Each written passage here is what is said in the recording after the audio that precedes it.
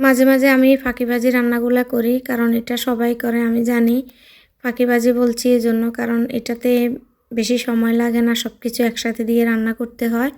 আসসালামু আলাইকুম, কেমন আছেন সবাই? তো এই তো আজকে দুপুরে রান্না হবে খিচুড়ি, সবার প্রিয় খাবার খিচুড়ি।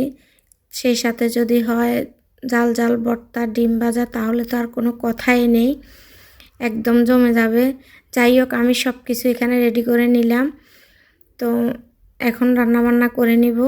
এটা হচ্ছে ফাঁকিবাজি রান্না আমার কাছে মনে হয়, কারণ এটা করতে তেমন একটা কষ্ট লাগে না, সহজ রান্না, সব কিছু একসাথে দিয়ে রান্না করতে হয়। আসলে কষ্ট সব কাজেই আছে, তারপরেও কেন জানি মনে হয় এটা আমার কাছে একটু সহজ, কারণ সব কিছু একসাথে দিয়ে রান্না করতে হয় আর জোর ঝামেলাটা কম হয়, আলাদা আলাদা রান্না করতে হয় না, এই জন্য। তো আসলে এটা আমার পার্সোনালি মতামত বললাম আর কি। যাই হোক, তো আমি এখানে একে একে সব মশলা দিয়ে দিচ্ছি। বক বক তো অনেক করতেছি, সেই ফাঁকে আবার রান্নার কথাও বলি। তো এই তো এখন এখানে টমেটো, কাঁচামরিচ সব কিছু দিয়ে দিলাম।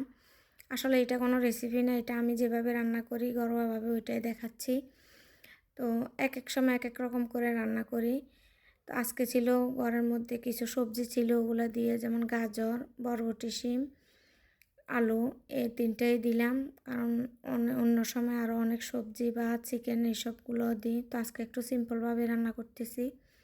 সিম্পলভাবে তো রান্না করব, কারণ ঘরের মধ্যে যা আছে তা দিয়ে রান্না করতে হবে। যাই হোক, উদয় বক বক করতেছি।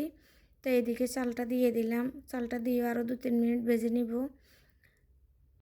মাঝে মাঝে একটুও রান্না করতে মন চায় না, তবুও রান্না করতে হয়, কী করব, খেতে তো হবে, সবাইকে খেতে দিতে হবে, নিজে একা হলে হয়তো করতাম না। যাই হোক, এদিকে চালটা দিয়েও ভেজে নিলাম।